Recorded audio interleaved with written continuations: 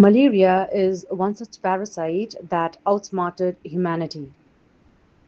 Imagine a creature so intelligent that it needs two hosts, hides inside your liver, hijacks your blood cells, manipulates mosquitoes, changes its form repeatedly, and still survive despite modern medicine.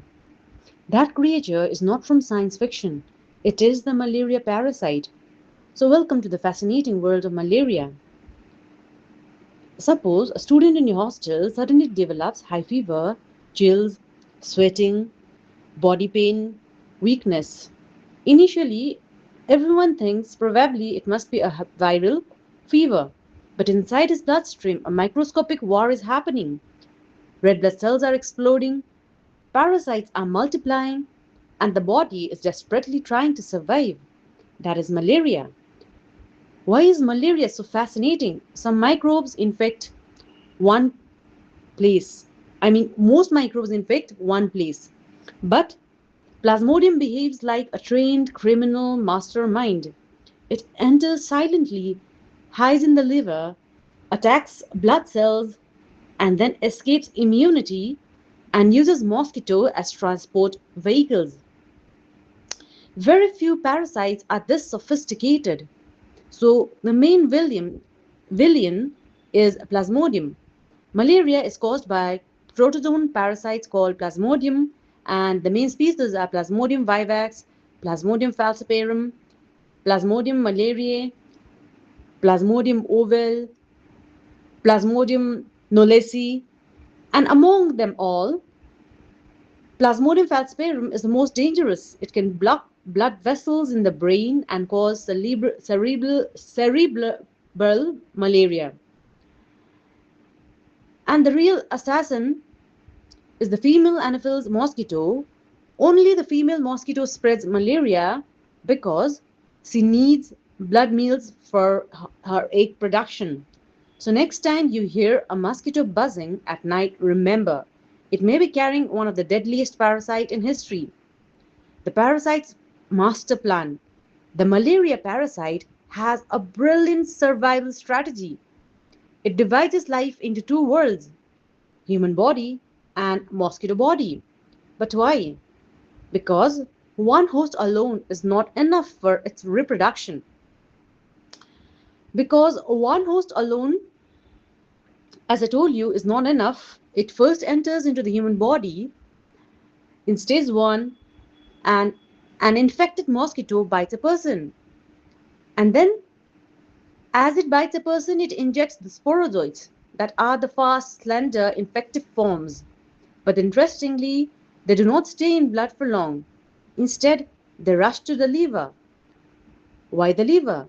Because it is nutrient rich and relatively protected. And in stage 2, what happens in liver and is this liver can be compared to the hidden training camp, because inside the liver parasites multiply silently within the cells and thousands of merozoites are formed. At this stage, the patient usually has no symptoms. The parasite is secretly preparing for mass attack. This is like an enemy army secretly gathering weapons before war. And the special trick is dormancy. Some species like Plasmodium vivax form hypnozoites. These sleeping parasites can remain hidden for months. A person may recover and suddenly get malaria again later in life. The parasite literally wakes up again. And in stage 3, attack on red blood cells occurs.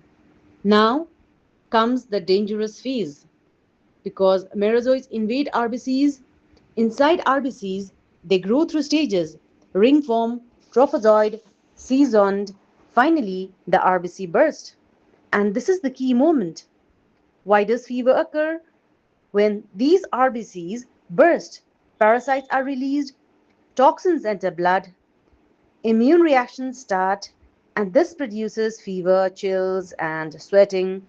And the fever pattern depends on synchronized RBC rupture.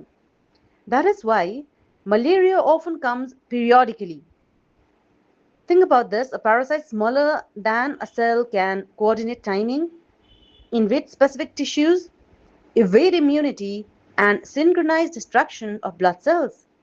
That is biological intelligence through evolution.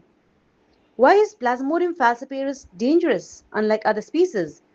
Because infected RBCs become sticky, they attach to the blood vessels, and the circulation gets blocked. And if blockages occur in the brain, cerebral, cerebral malaria occurs, and the symptoms include confusion, seizures, coma, death. That is why Plasmodium falciparum malaria is a medical emergency. And why does malaria cause anemia? As I already told you that RBCs are continuously destroyed. Bone marrow cannot compensate fast enough, and less RBCs means less oxygen. That is why patients feel exhausted and weak. And the romantic yet dangerous part is sexual reproduction. Some parasites become male gametocytes and some become female gametocytes. These wait patiently in the blood. When another mosquito bites, the mosquito drinks them. Inside mosquito gut, the fusion occurs and the sexual reproduction begins. So the mosquito is not just a carrier, it is a parasite's reproductive partner. The evolutionary genius of malaria, as malaria has survived for thousands of years because it constantly adapts. It develops drug resistance, immune evasion, environmental adaptation. Even modern medicine struggles against it. And a diagnosis it includes some of the classic methods like blood smear microscopy. Under microscope, ring-shaped parasites can be seen inside RBCs, and this is one of the most iconic images that can be seen in microbiology. And other methods includes rapid diagnostic tests such as polymerase chain reaction, that is PCR, and important treatment drugs are chloroquine, quinine, artemisinin combination therapy. For dormant liver stages, primaquine is even used. For prevention, the simplest yet most powerful step is to prevent the water from stagnating. So if there is no stagnant water, there are obviously a few mosquitoes. Simple public health measures save millions of lives. Sometimes prevention is more powerful than treatment.